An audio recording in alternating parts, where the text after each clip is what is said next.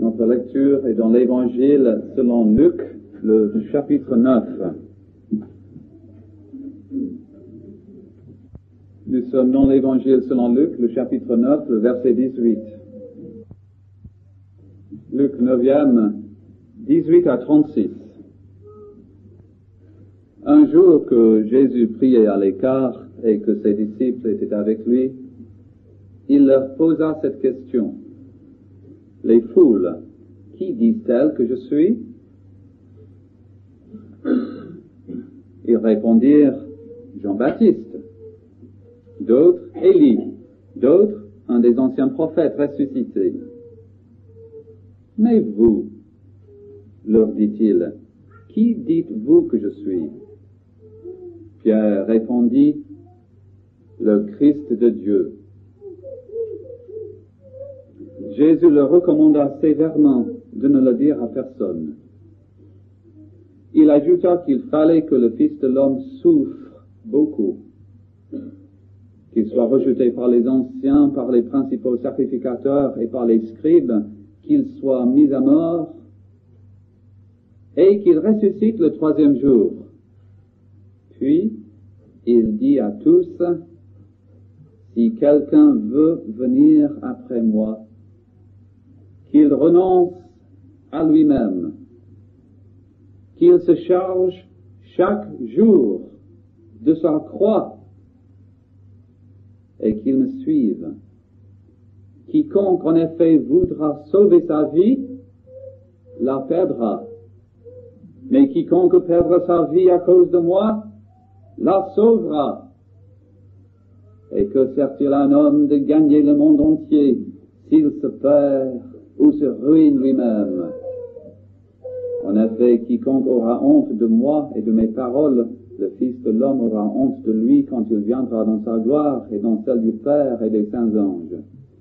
Je vous le dis en vérité, quelques-uns de ceux qui se tiennent ici ne goûteront point la mort avant d'avoir vu le royaume de Dieu. 8 jours environ s'écoulèrent après qu'il eut dit ces paroles. Puis Jésus prit avec lui Pierre, Jean et Jacques et monta sur la montagne pour prier.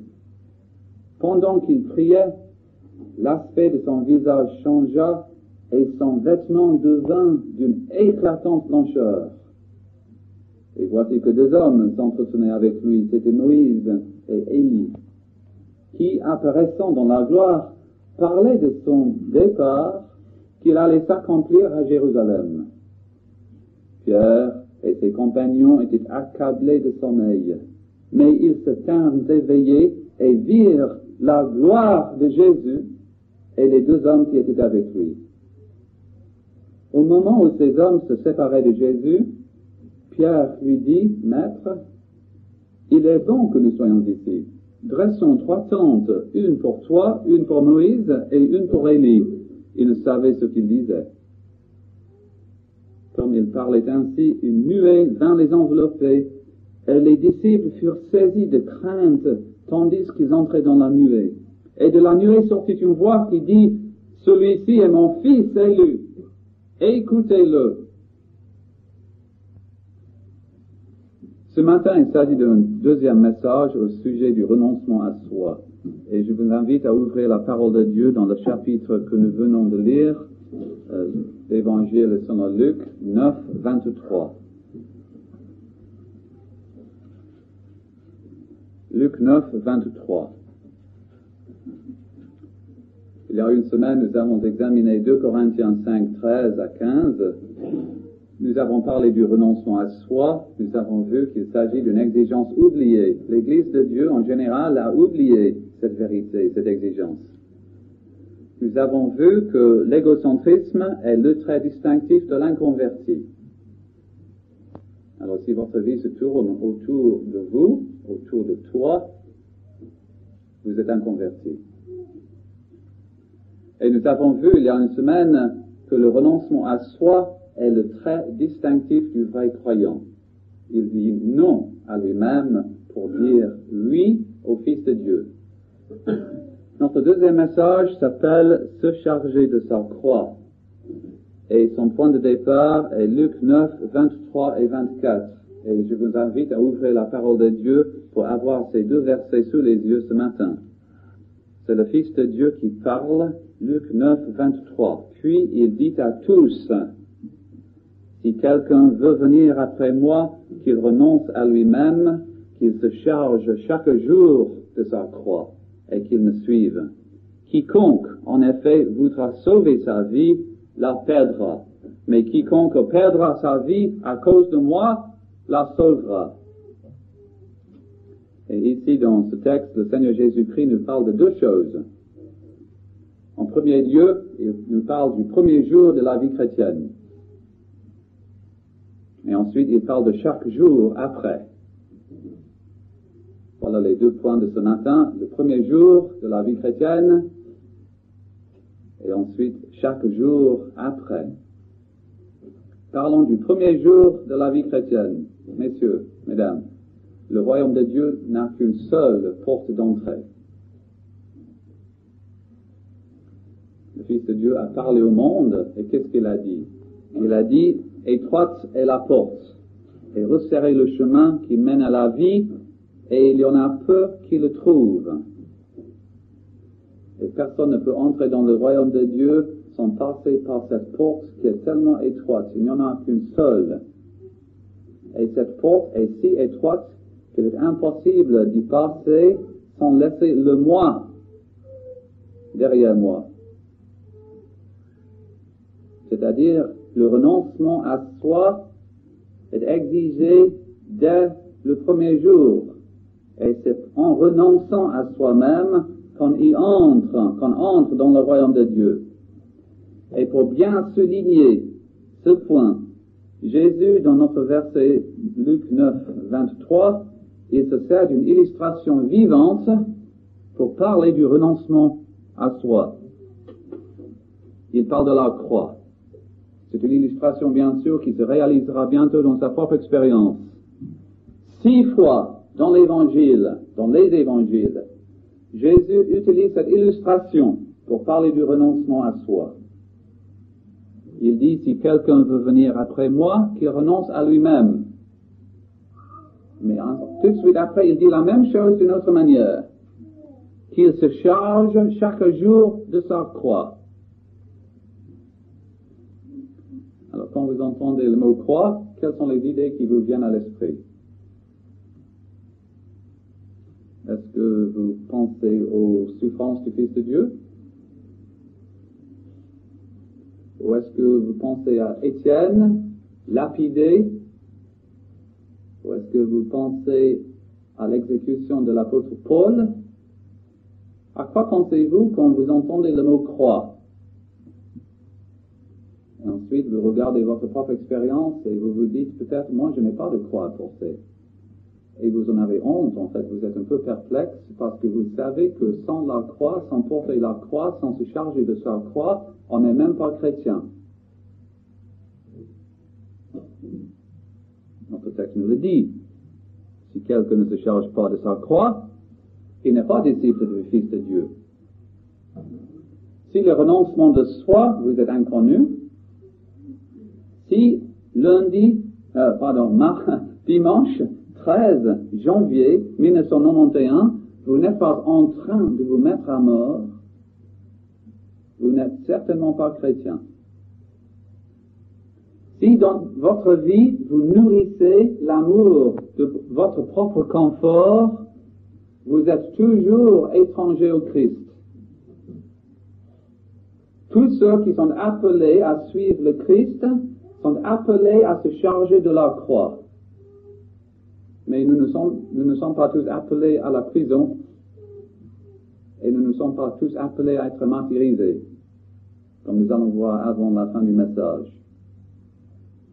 Il n'en reste pas moins vrai que tous ceux qui sont appelés à suivre Jésus sont appelés à se charger de la croix dès le premier jour. Et cette exigence ne s'adresse pas à une petite élite. Je lis dans Marc 8, 34.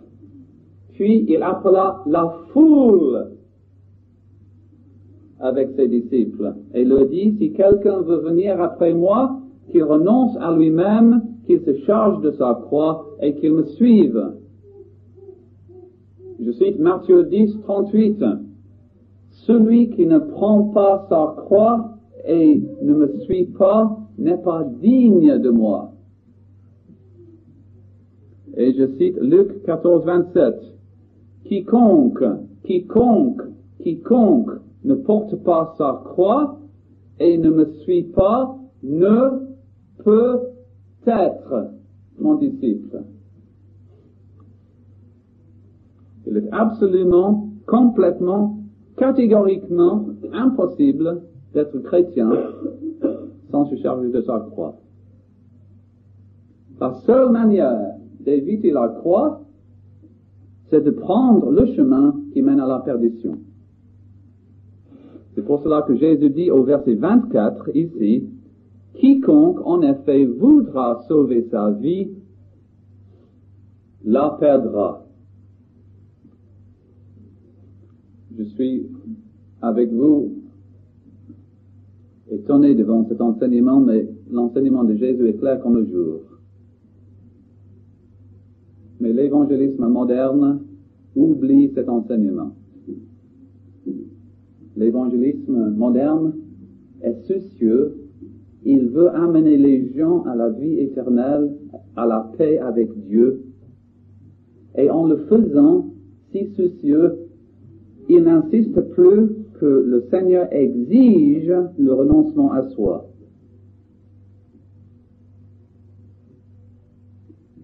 Et après avoir fait une profession de foi, il y a des gens qui restent quand même égocentriques. Et au lieu de leur dire, votre profession de foi est fausse, vous n'êtes pas chrétien, l'évangélisme moderne dit, vous êtes un pauvre chrétien, vous êtes un chrétien charnel, vous avez besoin d'une expérience plus profonde. Et en oubliant le renoncement à soi, l'évangile de Dieu est déformé.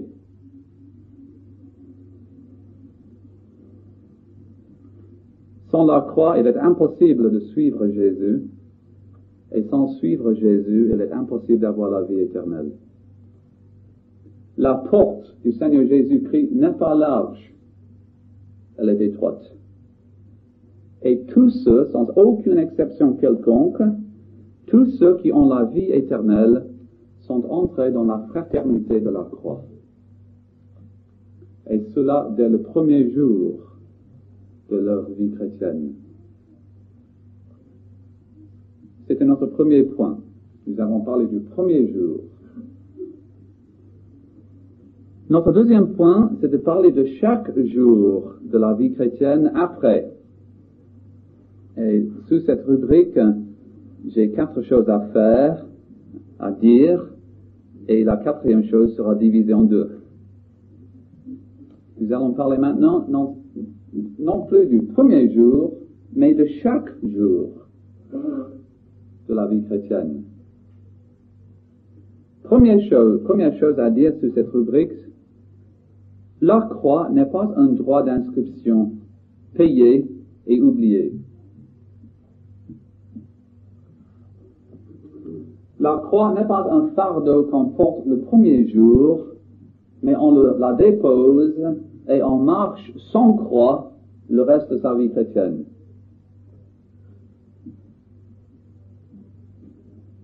Nous allons porter notre croix. Nous n'allons jamais déposer notre croix avant qu'on nous dépose au cimetière. C'est l'enseignement de Jésus ici. Verset 23. Si quelqu'un veut venir après moi, qu'il renonce à lui-même, qu'il se charge chaque jour de sa croix et qu'il me suive. Est-ce que vous êtes en mesure de répondre oui à la question suivante? Chargez-vous de votre croix ce matin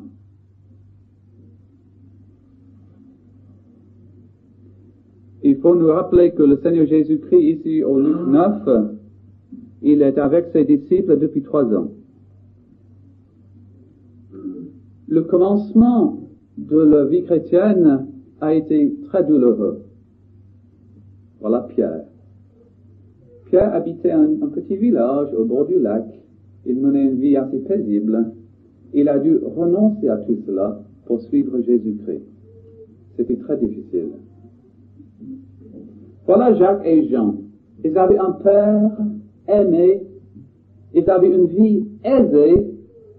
Et ils ont dû renoncer à tout cela pour suivre le Seigneur Jésus-Christ.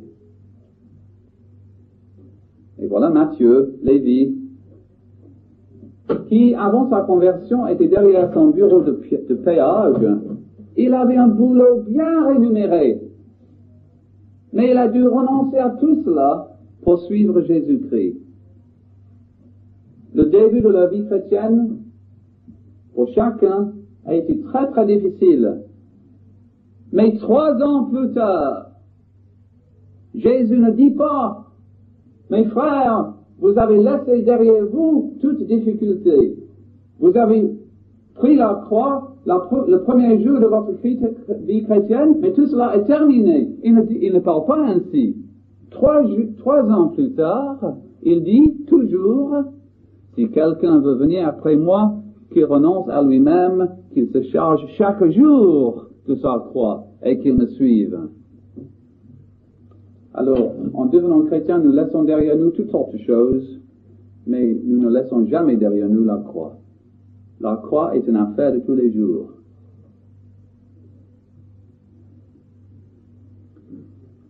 Sur cette deuxième rubrique, il y a une deuxième chose à dire maintenant.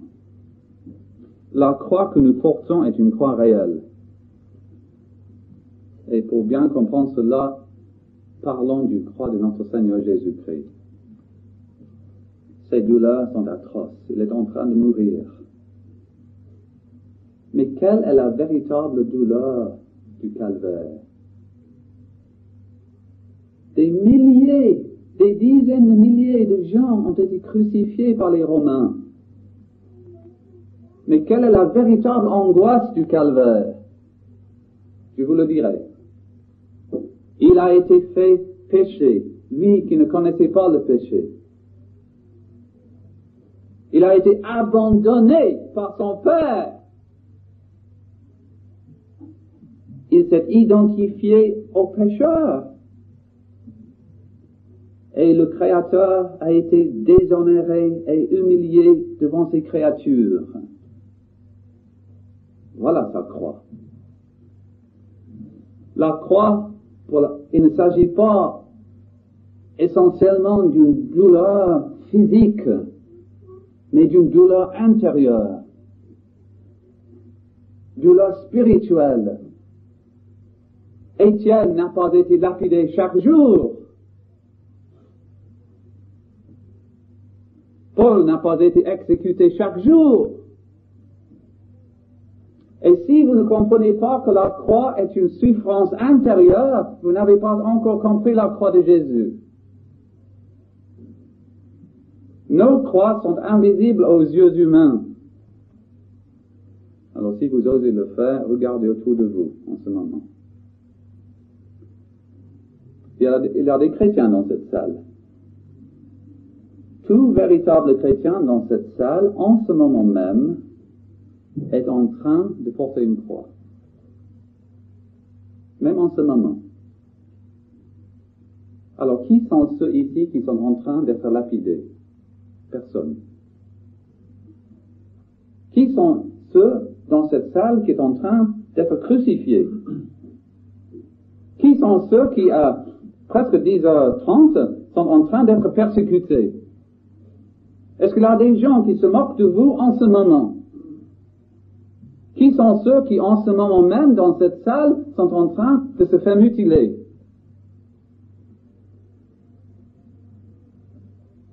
La croix que nous portons est réelle, mais la croix dont nous parlons est une souffrance intérieure. Sous cette rubrique, il y a maintenant une troisième chose à dire, parce que nous parlons toujours de chaque jour de la vie chrétienne. se charger de sa croix, verset 23, se charger de cette croix de souffrance intérieure est un acte intentionnel. Verset 23. Si quelqu'un veut venir après moi, qu'il renonce à lui-même, qu'il se charge chaque jour de sa croix et qu'il me suive. À cause de la providence de Dieu, nous connaissons tous toutes sortes d'épreuves. La maladie, vous venez peut-être de passer par la maladie. La pauvreté, le deuil,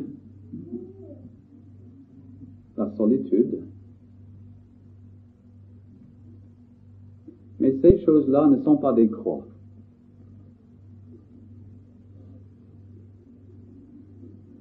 Ce sont des épreuves. Dieu envoie ce genre de choses dans notre vie pour nous éprouver, pour nous purifier, pour nous raffiner, pour nous sanctifier, parfois pour nous châtier.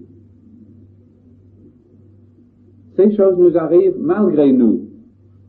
Est-ce que vous avez cherché la maladie? Est-ce que vous pouvez vous dire que vous vous êtes chargé de la maladie? Que vous vous êtes chargé du deuil? Ce ne sont pas des choses dont on se charge. Ce sont des épreuves douloureuses. Mais ces choses-là ne sont pas la croix dont parle Jésus ici. Quand Jésus parle de la croix, il parle en même moment du renoncement à soi. Qu'est-ce que la croix dont il parle? C'est un acte intentionnel. Acte intentionnel par lequel je mets à mort le moi. Acte intentionnel par lequel je mets à mort la confiance en moi. Acte intentionnel par lequel je mets à mort l'égocentrisme.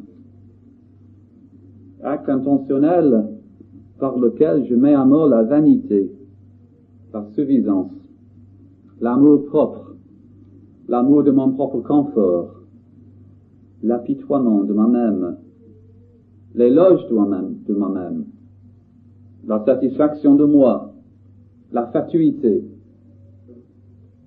et tous les autres vices de la même famille.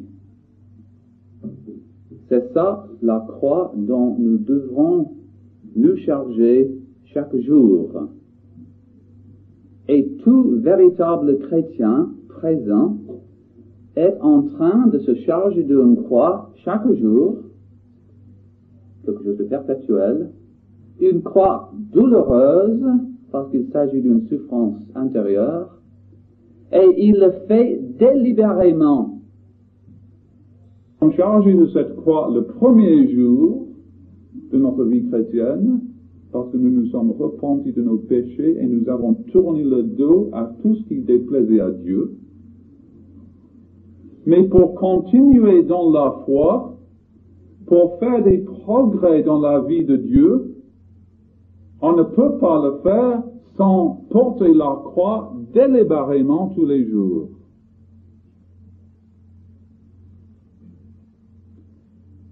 Ce qui nous amène à la quatrième chose que nous avons à dire sur cette deuxième rubrique. Nous parlons de chaque jour de la vie chrétienne. Nous allons parler maintenant de ce que ça veut dire dans la pratique, concrètement.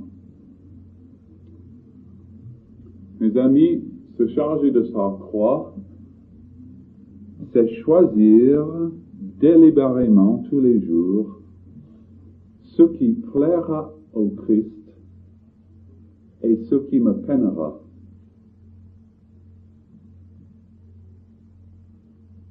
C'est ça la croix. C'est faire et choisir. Il a toutes sortes d'options, il a toutes sortes de choix. Mais je choisis les choses qui plairont à Dieu, choses qui me peineront. Et si nous comprenions cela, nous pourrions réduire par presque 100% les plaintes qui se trouvent dans nos églises évangéliques.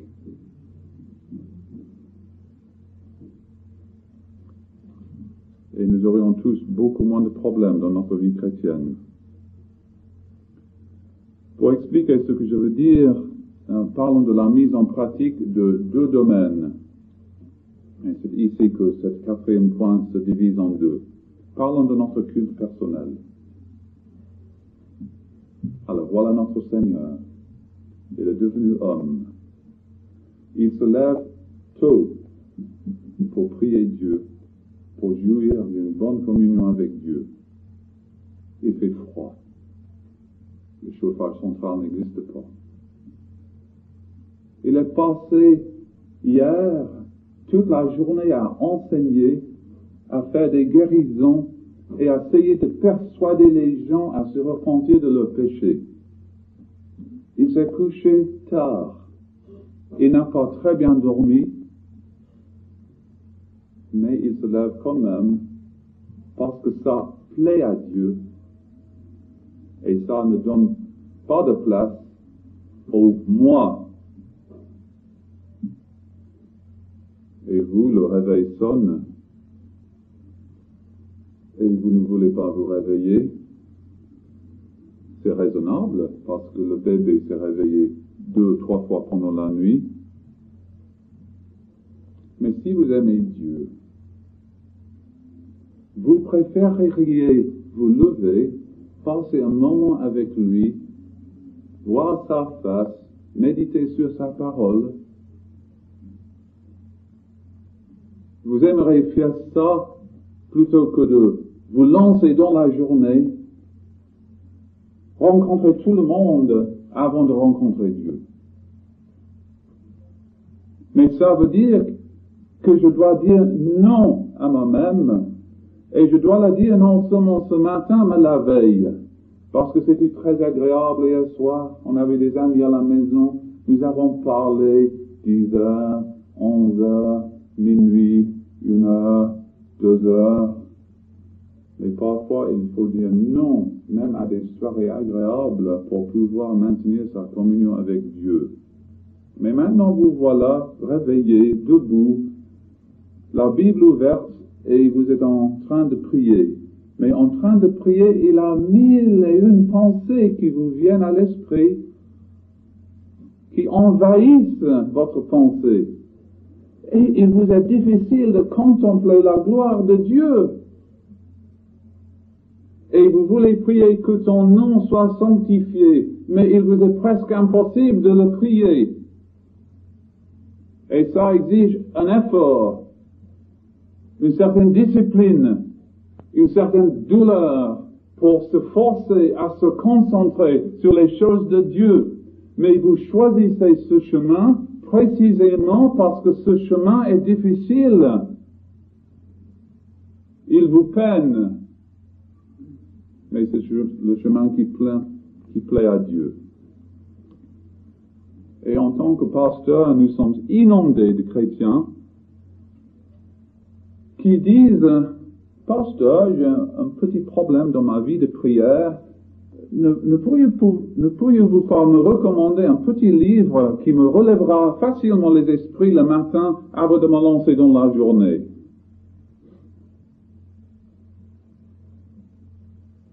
Ça n'existe pas. Parce que nous sommes appelés à nous charger de notre croix, à renoncer à nous-mêmes aujourd'hui, demain et après-demain. Et Dieu vous montrera sa gloire. Mais le chemin qui mène à cette expérience est le chemin de la croix. Il n'y a pas de chemin facile à la communion avec Dieu. Et nous avons déformé la pensée du Seigneur Jésus-Christ. Nous avons dit que nos persécutions, notre deuil, nos maladies, nos revers et tous les pépins de notre vie sont les croix que nous sommes obligés à porter. C'est pas vrai. Ce sont des épreuves. La croix, c'est ce dont nous nous chargeons. Nous, pour dire non à nous-mêmes, pour dire oui au Fils de Dieu.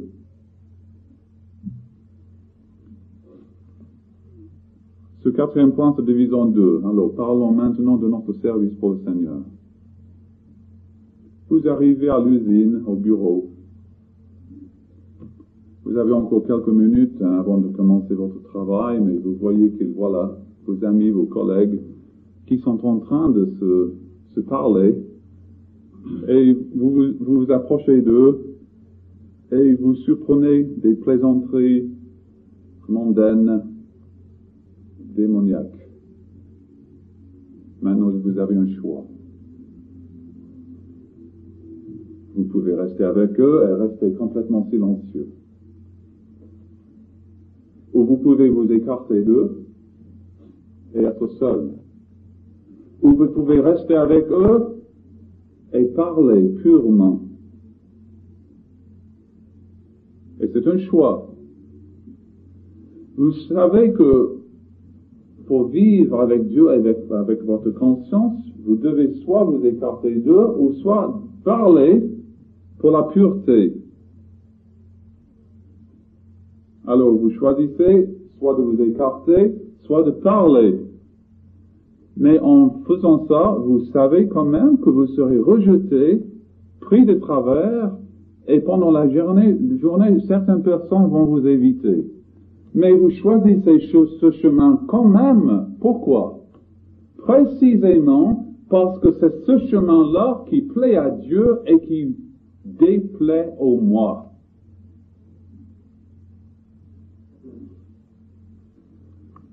Et nous, les chrétiens, nous sommes extrêmement sensibles. Nous n'avons pas une peau d'éléphant. En tout cas, pas moi et pas vous, j'espère.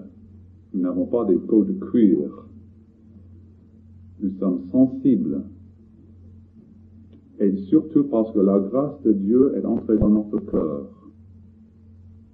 Et nous aimons la douceur et nous aimons la paix. Et nous préférions vivre dans un monde où il n'y a que douceur et paix.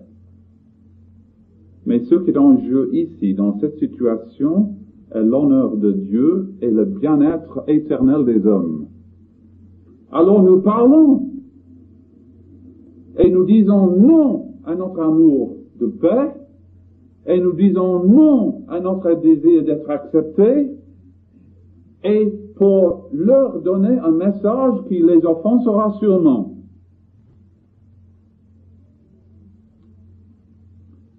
Pense un moment à une fille de 35 ans. Elle a une mère de 60 ans et elle veut parler de sa mère du Seigneur Jésus-Christ.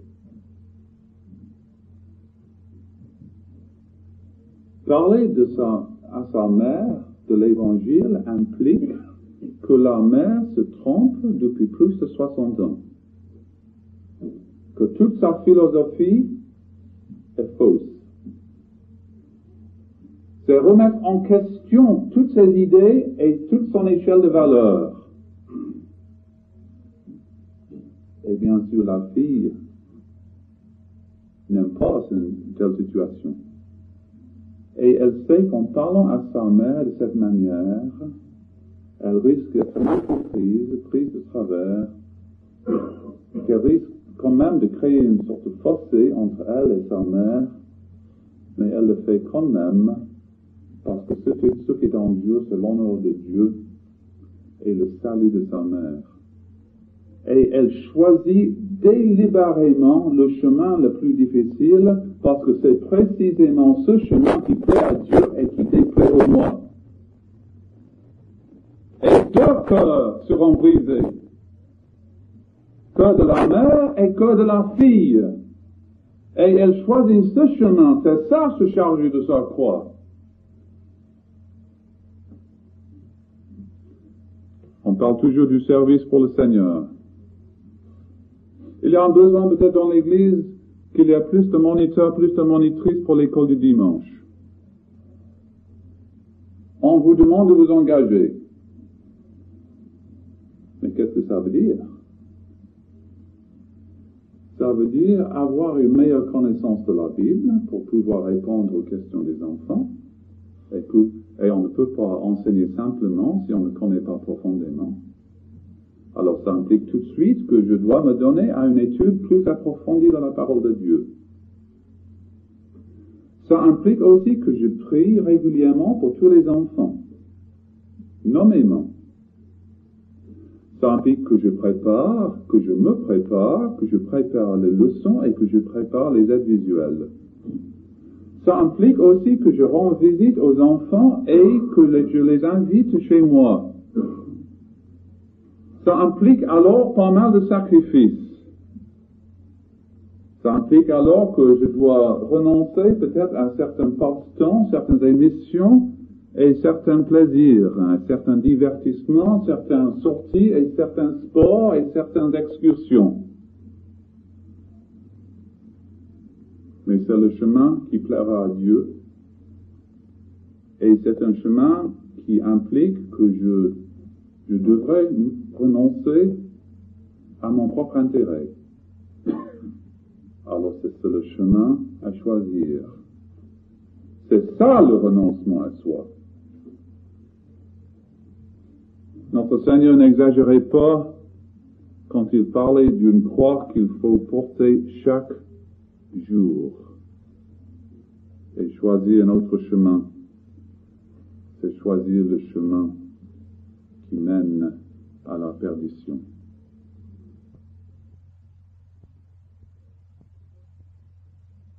Quiconque, en effet, voudra sauver sa vie, la perdra.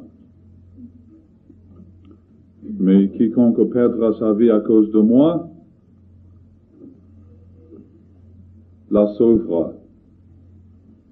Le cantique 294. La gloire que Dieu me donne, à porter ses mains, et voile la couronne qui ne m'écrit pas, celui qui me l'apporte,